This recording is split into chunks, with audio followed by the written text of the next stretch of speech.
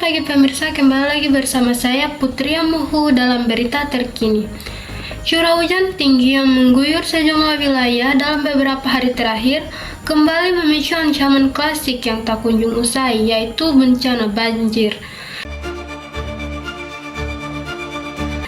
Namun, banjir saat ini bukan lagi sekedar masalah air yang meluap, melainkan kegagalan sistem resapan di tengah masifnya pembangunan perkotaan.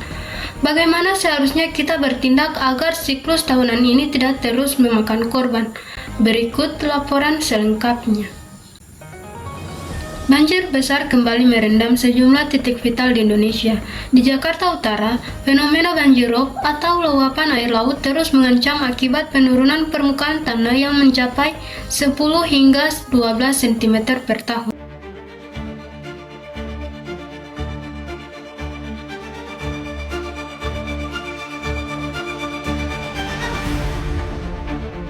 Sementara itu, di wilayah Semarang, Jawa Tengah, banjir akibat luapan sungai dan sistem drainase yang buruk kembali melumpuhkan aktivitas ekonomi di kawasan pesisir dan pusat kota. Pagi kali ini pukul 6.50 waktu Indonesia bagian Barat, tepatnya di hari Kamis, tanggal 15 Januari 2026, kami yang ingin mengabarkan bahwa Kali Glis atau Sungai Kali Glis yang ada di Dukuh Dong Pucung, Desa Tulakan, Kecamatan Donorojo, Kabupaten Jepara, Jawa Tengah ini mengalami debit air mengalami kenaikan sangat tinggi. Ya.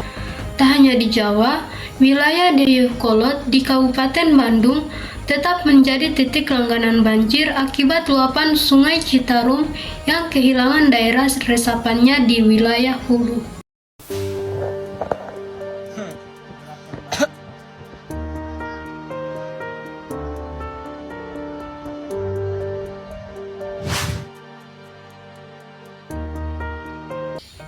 Pemirsa, secara teknis, banjir terjadi karena fenomena aliran permukaan yang berlebih.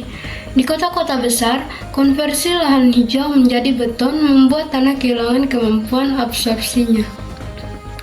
Air hujan yang jatuh tidak lagi terserap ke dalam tanah, melainkan langsung mengalir ke saluran drainase yang kapasitasnya sudah tidak memadai. Ditambah lagi, dengan penyumbatan oleh sampah domestik, air akhirnya meluap ke pemukiman dalam waktu singkat. Ini diperparah dengan hilangnya daerah tangkapan air yang seharusnya berfungsi sebagai spons alami bagi lingkungan kita.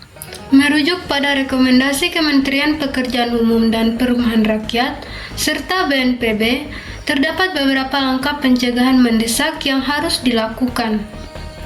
Hal pertama yang dapat kita lakukan yaitu menormalisasi dan naturalisasi sungai dengan mengembalikan lebar asli sungai dan menanam vegetasi di bataran sungai untuk memperkuat struktur tanah.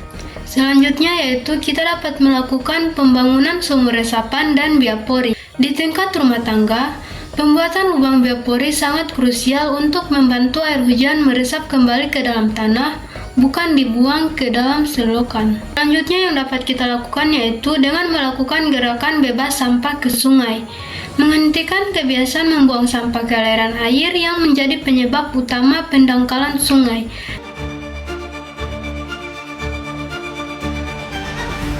Dan masih banyak lagi hal-hal baik yang dapat kita lakukan. Banjir mungkin disebabkan oleh alam, namun dampaknya ditentukan oleh tindakan manusia.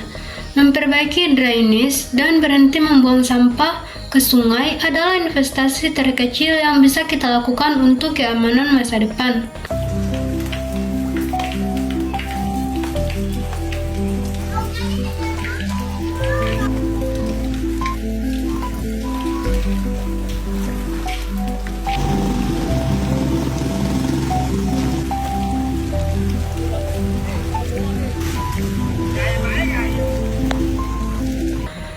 Jadi, sekian berita dari saya Putri Amuhu, pamit undur diri, terima kasih dan tetap waspada.